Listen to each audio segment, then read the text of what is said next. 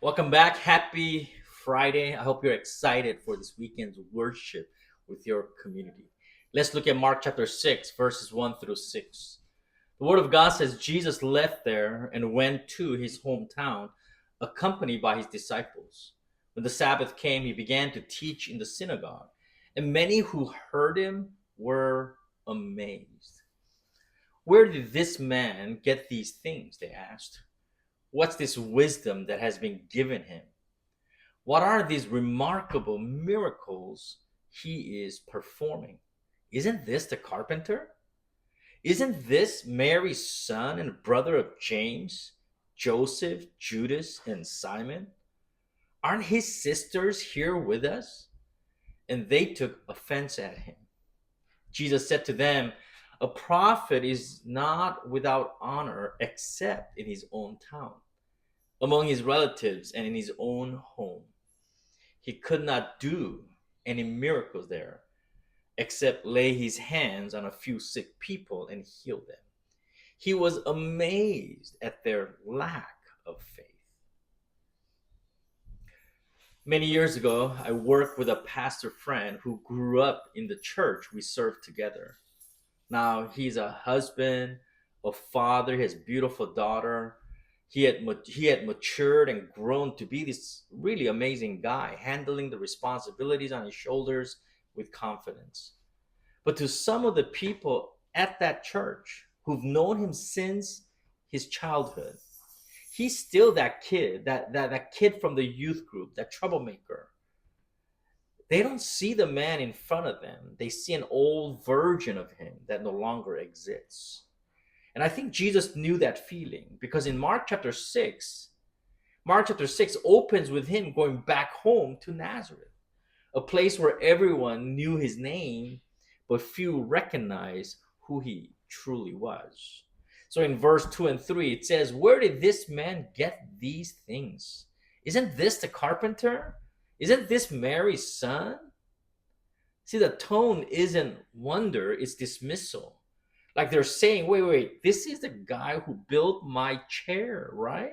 The handyman, the one whose family we all know. They'd watched him grow up, seen him in ordinary life.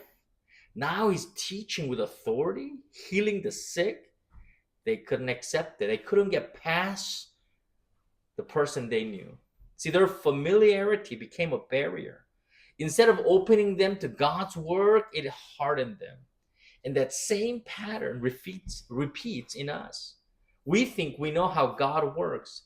We put him into categories. He wouldn't use her, not him, not me. That's not how he moves anymore. That's not how he acts anymore. See, we've heard so much, but seen so little. Without even realizing it, our hearts settle into quiet unbelief. Then in verse 5 is this amazing statement. He could not do any miracles there except lay his hands on a few sick people and heal them. See, it wasn't that his power failed.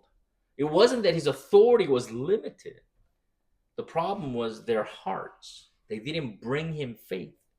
They brought assumptions. Jesus doesn't push through closed doors of unbelief. He could, but he chooses not to. He looks for faith, open hands, not clenched fists. And in verse 6, it says, he was amazed at their lack of faith. That word amazed is rare for Jesus. It only appears twice in the Gospels. Here, stunned at unbelief. And once more, when a Roman centurion trusted his word without needing Jesus to even show up in person. Both moments left Jesus amazed. One for faith, one for lack of faith. Which makes you stop and ask, what would amaze him in my life? Not my songs, not my service, not my performance, but my heart. Does it still believe he can move mountains? Do I believe he's more than the Jesus I've heard about secondhand? Do I believe he's not boxed in by my old expectations and assumptions? That's like, it's a bit like trying to run a 4K monitor with a 20-year-old cable. The power is real. The source is strong, but the connection can't carry it. The problem isn't with the signal, it's with the setup.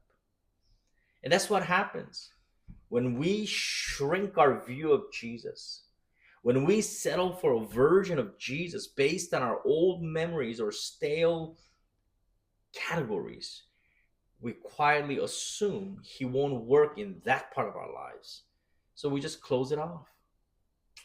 Maybe it's time to change our posture, to open our hands once again. Not because you're desperate for a miracle, but because you believe he's still able.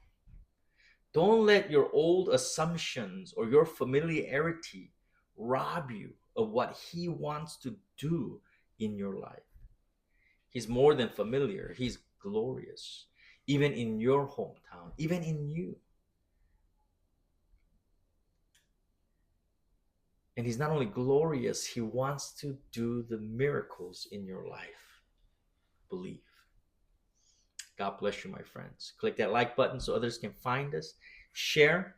It really helps people to be blessed by these words. And subscribe if you want these videos right away. I hope today's quiet time blessed you. May the Lord do miracles as you open up your heart and place your faith upon Jesus Christ. God bless you again and see you next week.